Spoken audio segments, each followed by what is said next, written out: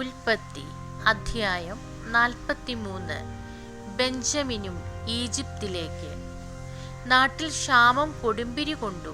ഈജിപ്തിൽ നിന്ന് കൊണ്ടുവന്ന ധാന്യം തീർന്നപ്പോൾ അവരുടെ പിതാവ് പറഞ്ഞു, നിങ്ങൾ വീണ്ടും പോയി കുറച്ചു ധാന്യം കൂടി വാങ്ങിക്കൊണ്ടുവരുവിൻ.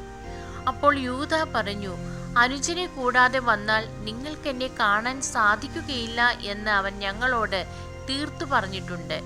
ഞങ്ങളുടെ സഹോദരനെ കൂടെ അയക്കാമെങ്കിൽ ഞങ്ങൾ പോയി ധാന്യം വാങ്ങിക്കൊണ്ടുവരാം.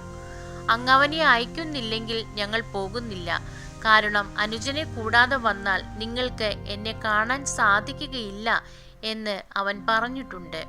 ഇസ്രായേൽ ചോദിച്ചു, നിങ്ങൾക്ക് ഒരു സഹോദരൻ കൂടി ഉണ്ടെന്ന് അവനോട് പറഞ്ഞ് എന്നെ ദ്രോഹിച്ചതെന്തിന്? അവർ മറുപടി പറഞ്ഞു, അവൻ ഞങ്ങളെയും ബന്ധുക്കളെയും കുറിച്ച് വളരെ വിശദമായി അന്വേഷിച്ചു. നിങ്ങളുടെ പിതാവ് ജീവിച്ചിരിക്കുന്നോ?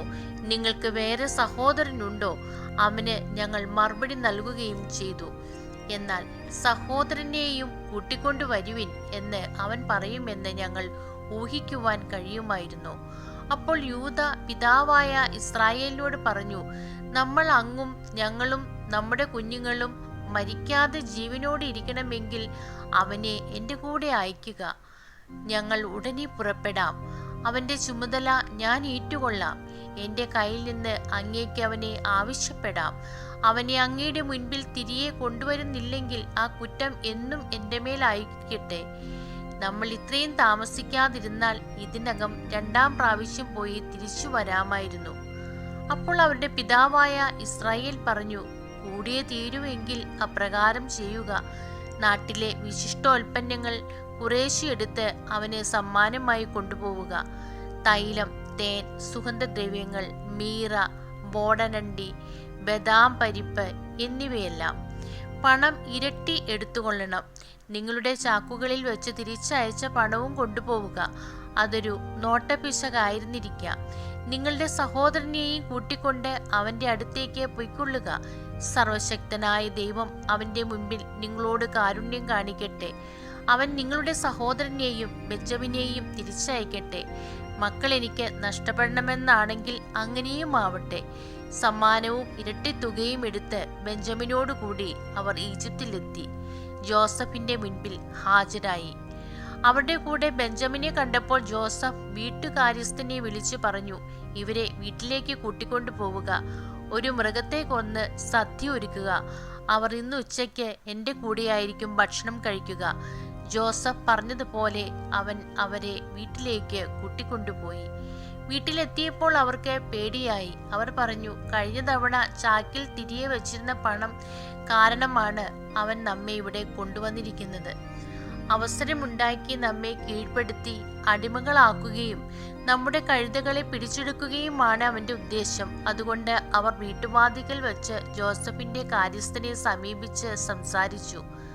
അവർ പറഞ്ഞു, യജമാനനെ, മുൻപൊരിക്കൽ ധാന്യം വാങ്ങുന്നതിന് ഞങ്ങൾ ഇവിടെ വന്നിരുന്നു.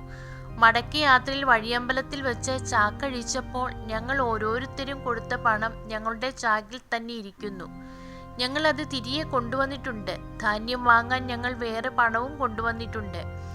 പണം ചാക്കിൽ തിരികെ വെച്ചത് ആരെന്ന് ഞങ്ങൾക്കറിഞ്ഞുകൂടാ. അവൻ പറഞ്ഞു, ശാന്തരായിരിക്കുവിൻ, ഭയപ്പെടേണ്ട. നിങ്ങളുടെയും നിങ്ങളുടെ പിതാവിൻ്റെയും ദൈവമാണ് നിങ്ങളുടെ ചാക്കുകളിൽ നിധി നിക്ഷേപിച്ചത്. നിങ്ങളുടെ പണം ഞാൻ കൈപ്പറ്റിയതാണ്. അവൻ ശിമയോനെ അവരുടെ അടുത്തേക്ക് കൊണ്ടുവന്നു. അനന്തരം അവരെ ജോസഫിന്റെ വീട്ടിനുള്ളിൽ കൊണ്ടുചെന്ന് അവർക്ക് വെള്ളം കൊടുത്തു. അവർ കാൽ കഴുകി. കഴുതകൾക്കും തീറ്റി കൊടുത്തു. ഉച്ചയ്ക്ക് ജോസഫ് വരുന്നതിന് മുൻപ് അവർ സമ്മാനം ഒരുക്കി വെച്ചു. കാരണം അവിടെയായിരിക്കും തങ്ങൾ ഭക്ഷണം കഴിക്കുക എന്ന് അവർ അറിഞ്ഞിരുന്നു. ജോസഫ് വീട്ടിൽ വന്നപ്പോൾ അവർ തങ്ങളുടെ പക്കലുണ്ടായിരുന്ന സമ്മാനം അവൻ്റെ അടുത്ത് കൊണ്ടുചെന്ന് അവർ അവനെ താണു വീണ് വണങ്ങി. അവൻ അവരോട് കുശലം ചോദിച്ചു, നിങ്ങളുടെ പിതാവിന് സുഖം തന്നെയോ? നിങ്ങൾ പറഞ്ഞ ആ വൃദ്ധൻ ഇപ്പോഴും ജീവിച്ചിരിക്കുന്നോ? അവർ പറഞ്ഞു, അങ്ങയുടെ ദാസനായ ഞങ്ങളുടെ പിതാവിന് സുഖം തന്നെ. അദ്ദേഹം ജീവനോടിരിക്കുന്നു. അവർ കുനിഞ്ഞ് അവനെ വണങ്ങി. അവൻ തലയുയർത്തി നോക്കിയപ്പോൾ തൻ്റെ സഹോദരൻ ബെഞ്ചമിനെ കണ്ടു, തൻ്റെ അമ്മയുടെ മകൻ. അവൻ പറഞ്ഞു, ഇവനാണോ നിങ്ങൾ പറഞ്ഞ ഇളയ സഹോദരൻ? മകനെ, ദൈവം നിന്നോട് കരുണ കാണിക്കട്ടെ. തൻ്റെ സഹോദരനെ പ്രതി ഹൃദയം തേങ്ങിയപ്പോൾ ജോസഫ് കരയാനൊരിടം നോക്കി. കിടപ്പറയിൽ പ്രവേശിച്ച് അവൻ കരഞ്ഞു. അവന്റെ മുഖം കഴുകി പുറത്തു വന്ന് തന്നെ നിയന്ത്രിച്ചുകൊണ്ട് പറഞ്ഞു, ഭക്ഷണം വിളമ്പുക. അവനും അവർക്കും അവന്റെ കൂടെയുള്ള ഈജിപ്തുകാർക്കും അവർ വേറെ വേറെയാണ് വിളമ്പിയത്. കാരണം ഈജിപ്തുകാർ യഹൂദരുടെ കൂടെ ഭക്ഷണം കഴിക്കാറില്ല. അത് ഈജിപ്തുകാർക്ക് നിഷിദ്ധമായിരുന്നു. മൂത്തവൻ മുതൽ ഇളയവൻ വരെ മൂപ്പനുസരിച്ച് അവർ അവന്റെ മുൻപിലിരുന്നു. അവർ അമ്പരന്ന് അന്യോന്യം നോക്കി. ജോസഫ് തന്റെ ആഹാരത്തിൽ നിന്ന് ഓരോ പങ്ക് അവർക്ക് കൊടുത്തു. എന്നാൽ ബെഞ്ചമിന്റെ പങ്ക് മറ്റുള്ളവരുടേതിന്റെ 5 ഇരട്ടിയായിരുന്നു.